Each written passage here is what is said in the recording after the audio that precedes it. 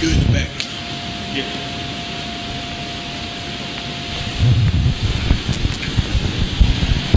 And we want to welcome everybody to another edition of the Chomp, coming to you live from the long-awaited, new look Escambia High School weight room.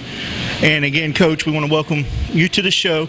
But Coach, let's talk a little bit about, we're going to jump right in. It's been a couple of weeks since we've done a copy of the show. But let's talk about the weight room and all of the things that's going on at Escambia right now. Well, we're very excited, Paul, and when I first got the job, you can see that, unfortunately, a lot of things have been overlooked. You know, when I first got the job, we didn't even have regulation footballs in the equipment room. And so it was very unfortunate that people had let things go. I don't know who was to blame, and I really don't care, but I knew once we got in here, we had to change some things. The first thing I wanted to change the weight room, and before we were here for a complete year, we got a new weight room. People have said the weight room have never looked this nice. We got 10 new racks with our logos on the platforms and the benches, nice soft leather to lift on. We have adequate weights for each station. And also, as you know, we're getting a $250,000 upgrade to our locker room. It's going to be paid for by the school board, and we have some people in the community to donate televisions for use, flat screen TVs and things of that nature. So we're really excited here at Escambia. The kids are excited. It's better for us to have a better workout, to be more expedient in the weight room. Our kids are having great gains, and we're working hard just like everybody else. But it's good to have a nice, clean, safe environment to work in. And it's going really good. We're really excited. Well, Coach, let me ask you, when you look around the city of Pensacola and the area high schools around, all of them have made great strides in their facilities. And Escambia has kind of been one of those that's kind of lagged behind. How will these new improvements, the new weight room, the new locker room, I got to say, even the field looks really good. It's coming along nicely. How's that going to help you when it comes ready to go out and get that kid who may be thinking about going to a West Florida or maybe a Catholic who's on that fence, for you to bring them in and say, guys, this is what we can offer you? Right. That's a great point. And unfortunately, that happens. But also, fortunately, it happens. Where kids go to different schools for whatever reasons. We have a lot of great things here academically for our kids to choose from. But what we want to do is we want to have at least adequate facilities where our weight room is comparable to anybody in the county. And our locker room is comparable, not just for those kids who are on the borderline, but for our kids. We want our kids to enjoy nice things. And I'm going to be honest with you, and I'm just bragging on our staff. We have a great group of men that love the Lord and love kids, that pick kids up, that help kids out financially with tutoring, whatever they need, you know. And we have a lot of hard workers, you know, on our staff. And so that right there is a huge thing that I don't know if everybody has or not, and I'm really only concerned with Escambia. I tell people all the time, I just don't know anybody can offer what we offer, you know. But the biggest things is on the field, and it's going to take time. But we plan to let these changes in facility upgrades and in other areas translate to the football field in the area of wins, and hope that happens soon. Now, Coach, let me ask you one thing. If you followed Escambia in the last few years, not exactly been the biggest guys, and we've not exactly had the strongest team, and we've hurt in some of those areas. Now that our equipment is adequate, do you expect to see Escambia pairing up on size with these other kids and speed with these other kids? Because that was one thing that hurt us as a Gator football team, was we were going up against teams that were faster, they were stronger, and they were, you know, not to knock on any of the other coaching staff, but they had coaches that were better prepared on game night. Very much so. People are always complimenting us on the things that we're doing here at Escambia now, and the truth is they're just regular things. I'm sure at Pine Forest, PHS, West Florida, I'm sure they're doing the same thing we're doing. It's just that for whatever reason it hadn't been done at Escambia. And I think if you take the tradition of Escambia along with the talent and a staff that does it right, not that we're super great, we just do it the right way like so many other schools do. It hadn't happened here, school's been neglected, then you get a good positive result. And you mentioned that, and I believe that's going to happen. One thing you got to look at is we let go 40 kids when I got the job. I was hired March 1st, 2012, and within 2 months, 40 guys were in the program. 8 of them had been starting on varsity since they were sophomores. We let them go because they did not want to adhere to the rules that we laid down. It was very unfortunate, but I believe it's going to pay off in the long run. The positive is a lot of young guys played who will depend on this year. The other side of that is, and this is really, really, really important, is that you have to understand, when we got the job, we didn't have one football player that bench pressed 300 pounds. We didn't have one guy that cleaned 300 pounds that we kept with us. Now we have 10 guys that bench 300 pounds, 10 guys that clean 300 pounds. That's a huge difference. We beat Pace, and Pace is way stronger than us. Coach Lindsey's probably forgotten more football than I know. I mean, they have a great staff. They have a great weight room. They have great facilities. They have strong guys. They have a program, and we found a way to beat them. And so I tell our kids all the time, if we can do that when we're weaker, when we're slower, when we don't have a program, when we just got stuff thrown together, imagine what's going to happen over time as we get this thing clicking. And with such a supportive administration like we have, the sky's the limit here at Escambia. Well, Coach, you mentioned over time, and we are in April. We're getting into spring practice. We have the spring jamboree coming up. We've been doing some conditioning drills, and one thing that I have noticed is the heart that's in most of these young men. Some of them are awkward, you know, they're not there yet, but the heart is there, the desire's there, the I don't want to quit is there, and that's something that can carry you as a coach higher than most skill and most speed will ever do, because if you don't quit on the play, you're going to win the play. That's right. That's right, and that's a great point. I was just talking to one of our administrators, Miss Adams. Since I've gotten here, we've had one varsity player in the dean's office.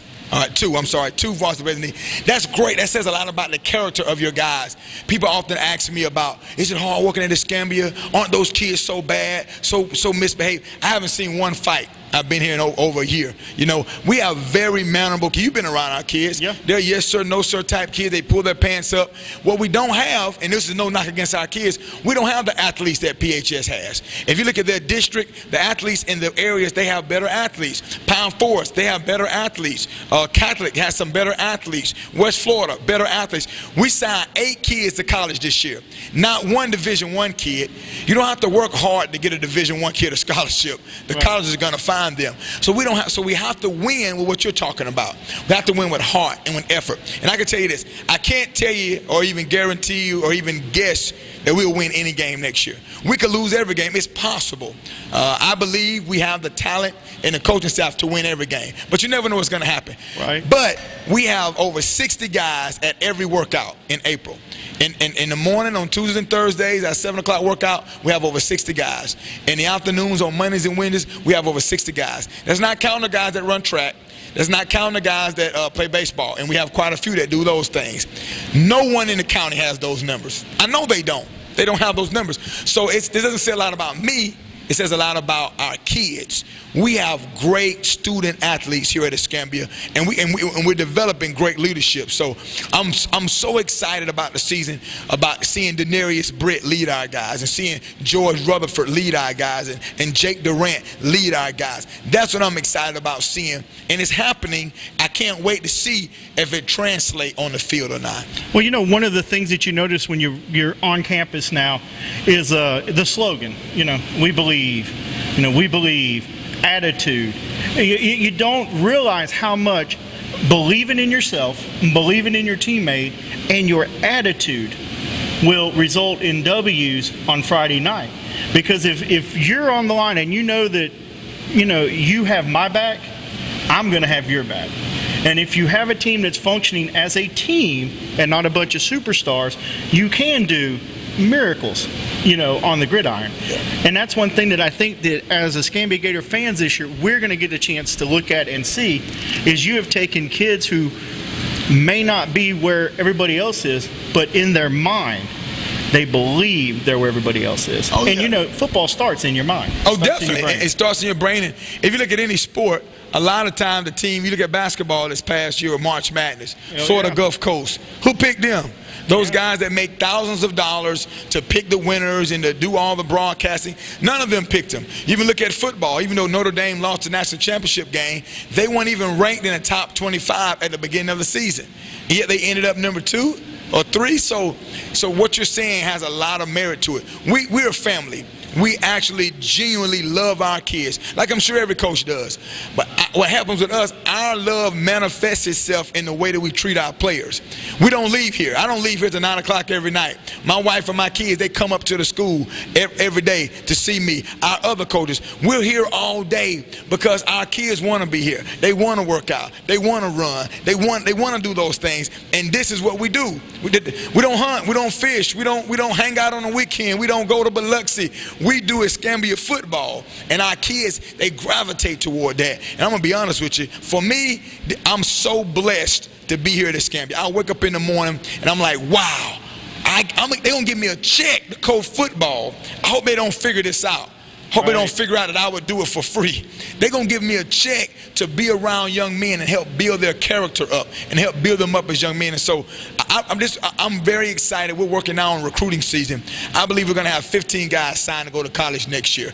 I'm tickled pink about that because it's going to help further some guys' education. And, you know, if you get education, you can really go far in life. Right, and that's one thing that I did notice walking through the locker room on the bulletin board. You have Southern Miss and the letters from Southern Miss and South Florida and letters from South Florida. And you know, in our neck of the woods, you don't want to forget the Troys and the South Alabamas and those guys, but they're all represented in that locker room.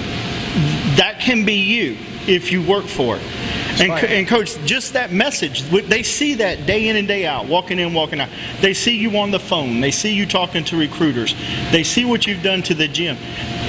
You have a group of men, young men, that believe in their leader, and their leader is you. You know, and I only look for great things out of Escambia this year, and including what we're doing. You know, every show is a little more fun, and you see all this thing. I can't tell you how much I've enjoyed seeing firsthand spring practice. You know, the workouts, the things you're doing. That, guys, we're going to give you a small taste of it when this show ends. We'll give you 2 or 3 minutes, let you see what Coach is doing. These kids have bought in, and it means exciting football at Escambia this year. Well, I'm going to tell you what makes me feel good. I got a call from a guy that played here a while back, and he just said, Coach, thank you for what you guys are doing at my school. And you went to Escambia. And so what we want to do, we want the people who went here to be proud of what we're doing. You know, and for me, that's very exciting. To have someone who bleeds orange and blue say, thank you so much for just trying. Not worry about wins and losses. Just trying, just putting forth a good product. And our freshman team, you know, won 7 games last year, beat PHS, beat West Florida, beat almost every team around here. And our kids are building on that. And with the staff that, if I lost our staff, we'll be horrible. But with the staff that we have and the administration and the teachers here at Escambia, and like you said, no one's doing this.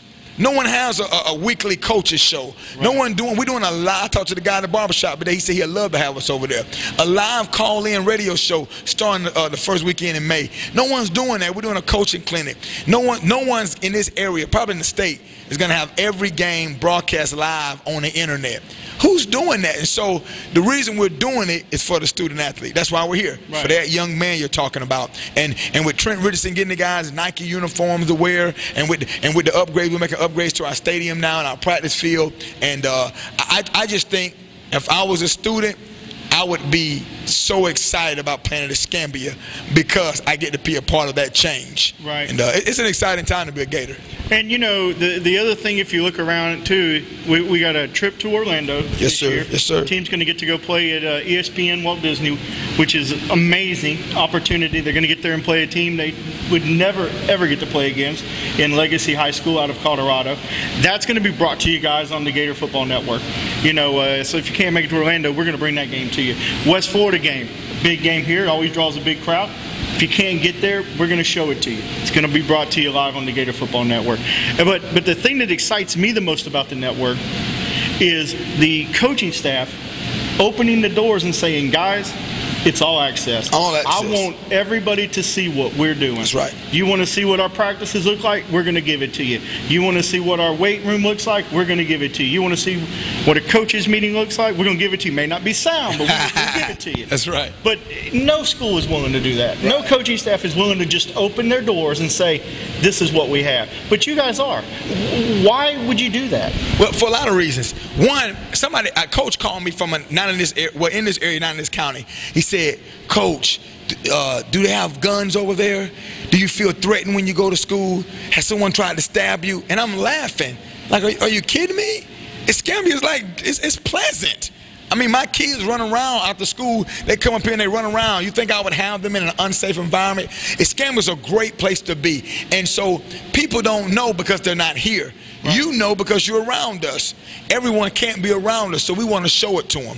We want to show them that we coach our kids hard, but we're not going to use profanity. We're not going to downgrade. We're not going to talk down to your son. We're not going to belittle him to motivate him. We're clever enough to find other ways to do it. Tony Dungy did it that way. Bobby Bowden did it. Mark Rick does it. Tom Landry did it. John Wooten did it. So we're going to coach that way. Nothing against other guys. I don't knock anybody's way of coaching, but we have nothing to hide when it comes to our jobs here at Escambia. And so anybody is welcome anytime, and you guys are going to give them a sneak preview in our coaches meeting as well as our practice sessions, and I think it's exciting. If I was a fan, we got kids who families in the military.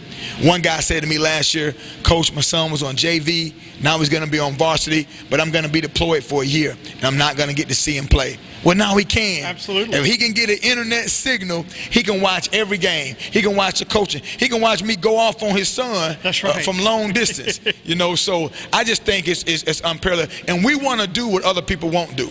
That's what we want to do. We want to outwork people. I'm not that great a coach. I'm telling you, these guys around here have been in it for a long time. So they obviously are better at it than we are. So we're going to try to outwork them. I can't buy experience. Right. I've been coaching 12 years. I haven't been coaching 25 years. So I can't buy experience, but I can work my butt off. And that's what we're going to do. And every guy on our staff feels the exact same way. Well, one thing that I've noticed coming to the spring workouts that you're having right now in the mornings is when a kid makes a mistake, he's not ridiculed for that mistake. He's coached. He's not yelled. I mean, do we yell? Yeah, we yell. We clap our hands. But I've not yet heard anything that would go, yep, there it is. There's that old coaching mentality. It's back. It's all been, all right, son, let's get this right this time. Let's get to, you know what, you don't want to do it right. Give me a bear claw, get back in line. It's not been in your face, grab your face mask or any of that. You know, it's just not something that's there. And these kids are responding to what you're doing. Right. It's a confidence issue. I think guys who have to belittle people have a confidence issue with themselves. When I first got this job, a guy from the newspaper called and he interviewed me, and he was kind of giggling through the interview, and nothing against him, but the headline said, Escambia doesn't hire just any clown, they hire a former comedian.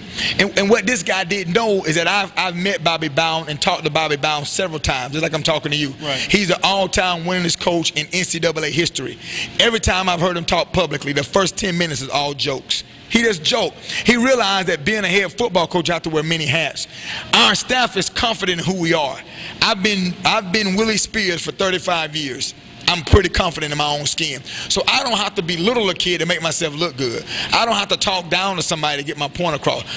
I can communicate well enough to say what I got to say without making you look like a fool. And the truth is, we try, and we're not perfect at it.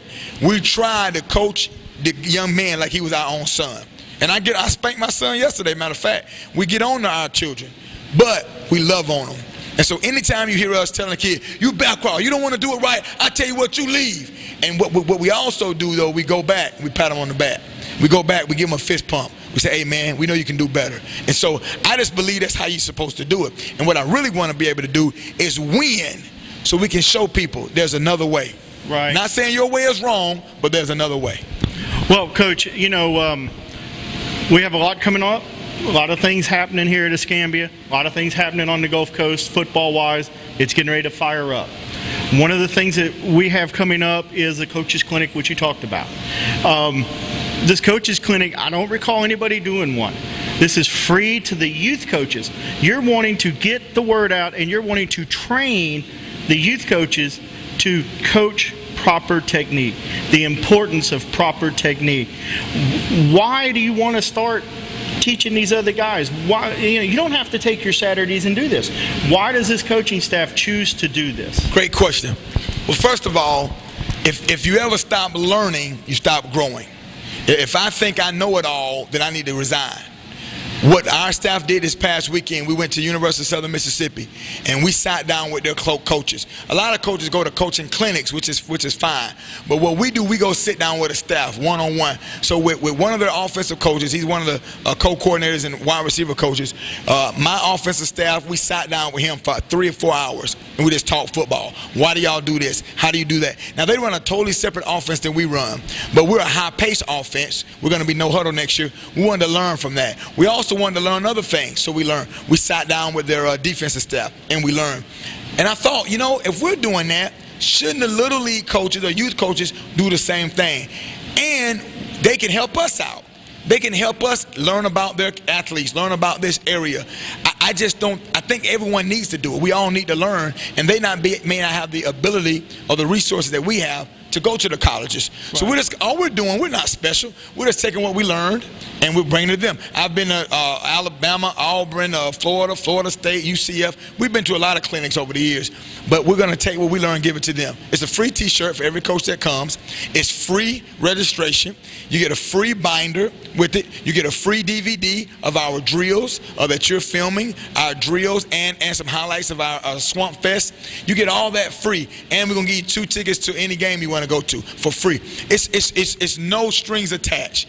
We just want to. We're in the business of helping young people, and you know. And I've watched a lot of youth league games this year, and in some of the games, I'm not saying the coaches aren't teaching it, because sometimes our kids do things that we didn't teach them. Right. But I just want them to be empowered with knowledge, and we're going to have the registration right here in the weight room. Then they're going to join us at practice so they can be on the field and hear us coach our kids, and then we're going to go into the media center. We're going to break up and have sessions where we talk. And it's not just going to be all us dictating or talking. We're just going to facilitate it, and it's going to be a back and forth deal. So that's May 11th. Registration is at 8 o'clock in the morning. Free lunch. Think about it now. Free lunch, free T-shirt, free binder, free registration, 2 free tickets. Best price in town. You can't beat it. I like free. I like free. Yeah, free is a good number. Now, we also have the Orange and Blue game. Very important. If you're a Gator, former Gator, or any Gator, you know the Orange and Blue game, you know, years ago was followed up by the Powder Puff game. You know, but it was always a time to bring the alumni in. It was a time to bring the team on the field and just give the alumni and the neighborhoods a sneak peek of what they're looking forward to. What about Orange and Blue this year? We're excited. It's going to be, I believe, May 16th. I believe it's going to be the date. We're going to have the Orange and Blue game. Then the next week we'll play our game against Navarre and Crestview over there. But we're going to have everybody, all the guys that dress out will play. We'll basically have offense versus defense, and we'll go up and down the field. And we're going to have referees there, of course. Going to have the concession stand open. We're going to have the band there. It's going to be a big deal. You know, we have a great band here, the Pride. Mr. H does a phenomenal job. So those guys are going to be involved. We're also going to have like I said, every player is going to play. We're going to showcase every quarterback, every running back, every defensive lineman, every position. Cheerleaders will be there. It's going to be on a Thursday because some other teams may have theirs on a Friday. And so we're very excited about the Orange and Blue game. And the best thing about the Orange and Blue game, Paul, is it's guaranteed that we're going to win. That's right. A Gator will walk out victorious that day for sure. And then the following week, we're going to load on a bus and go about 40 miles up the road to Crestview and kick our season off with the Orange and Blue game. And Coach, what have you, or the Jamboree, have you had a chance to hear anything about Crestview Navarre, what they have going on? I know it's a little early, but you know, I also know you like to prepare. Yeah, we do prepare. Crestview has a new coach. He came from Pearl River Junior College. They ran the spread offense over there. So he's going to be the offensive coordinator. So we guess he's going to run the spread offense. Crestview beat us last year pretty bad. We had 8 turnovers. That was the biggest loss we had all season. And I think what happened, we lost to a very good West Florida team. Our kids were disappointed because we lost by 2. And I didn't do a good job of getting us ready for the next week. And we just didn't play well. And so we wanted to play them in the spring, kind of a get back. You know, they got us. Right. We want to get you back. And us playing the regular season didn't work out scheduling-wise. So we're going to play them. And then Navarre, who didn't have a spring game, they wanted to join in with us, which is great because Navarre was one of the top teams in the state last year, going all the way to the semifinals. And we played them last spring and barely lost. But we're going to play them again, and they run the spread as well. One reason we run our offense, Paul, that we run the triple option, is because everybody else is running the spread. To be honest, that's why we run it. My dad taught me a long time ago is to be a leader, not a follower. And I don't think running the spread makes you a follower, but I think if you're running the spread because everybody else is running the spread offense, then you're a follower. It's harder for guys to prepare for us because they don't see what we do every day. Right. It doesn't mean we're going to win, but it makes things more difficult for that defensive coordinator. So we're excited about playing Crestview for 2 quarters, then Navarre for 2 quarters, and then we're going to go over that Saturday, as you know. We're going to load up that night, drive to Panama City, spend the night, and that Saturday we're going to play against Godby, who won the 5A state championship last year, West Florida, who only had 1 loss, and that was the Godby, Leon, Mariana, Bay High, and it's going to be one more team over there. We're going to be playing against. That may be it. We're playing 5 teams over there, 2 teams. So that's 7 games, 2 quarters apiece. Yeah, you know your broadcast team, we're calling that the Gator Marathon. The Gator Marathon, We're baby. not sure we're going to make it. Yeah, good. That's a lot of football in a very short period of time. It is. But, you're talking about running the triple option. And, if you've watched football enough or you've listened to it, triple option's kind of like Novocaine. It just kind of wears you down and puts you to sleep. It's a very hard offense to watch because it's very meticulous in what it does. But what it does do is it destroys a defense. And if they're not conditioned, the triple option will eat you up by the time you get to the 3rd and 4th quarters. Now, if you're running into that, and we all know, September in Florida doesn't mean we're in the 70s. It's still 98 degrees outside. What do you expect to see defensive breaking down come 3rd and 4th quarter? We do, and this year we're running a play every 13 seconds. So we're right on the ball, running the play, right on the ball, running the play, right on the ball, running the play, right. And so in the weight room, when you come to our workout sessions, there's no breaks. It's almost the teacher came in the other day that coaches another sport and said, "Is this a circuit?" I said, "No, this is our normal workout. We go. There's no rest. We go. We go. We go. We do everything fast." Everything fast because it's easy to slow down once you go fast. It's very difficult to go slow and then try to speed up. So we believe they're going to wear down, and we believe the reason why is because this is going to be normal for us. Fast pace is going to be normal. If we can protect the football, I think we'll be fine. We're looking at putting a running back at quarterback this year. That's going to help us tremendously and have him be a run threat. And I'm excited about it. I really think what we're doing is innovative. The fact that we're running a no-huddle style offense in the triple option is similar to what Nevada does, a little bit of what Ohio University does, and of course offensively what Georgia Tech does, and pace-wise what Oregon does. And so we're taking a little bit from those schools but making it our very own. And I'm excited about running it. I pray God lets me coach 30, 40 more years, and so we can keep evolving this thing and make it better and better and see where it takes us. And one of the things that you don't see around here is the triple option. Exactly. And the last time Escambia was good, they ran a triple option. 1999 with Coach Gillihan, they ran a triple option, and they ended up playing for the state championship game, losing by 3 points to St. Thomas Aquinas. And we all know who came from St. Thomas Aquinas. If you're a Florida fan, home of Tim Tebow and everything he did down there. And not to mention St. Thomas Aquinas has been a good team for many years. So to go in there and to get away only losing by 3, you walk out of that game with your head held high. Right, you do. And, well, Coach, we again, this is the Chomp, and we're going to have to wrap it up. We're getting a sign from the guys behind the camera, and they're telling us that it's time to wrap it up. So until next week, this is Paul and Coach Spears and the Chomp. Go Gators.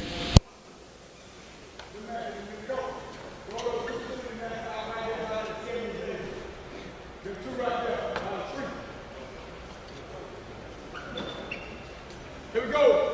We're going just to half court. Sprint to half court.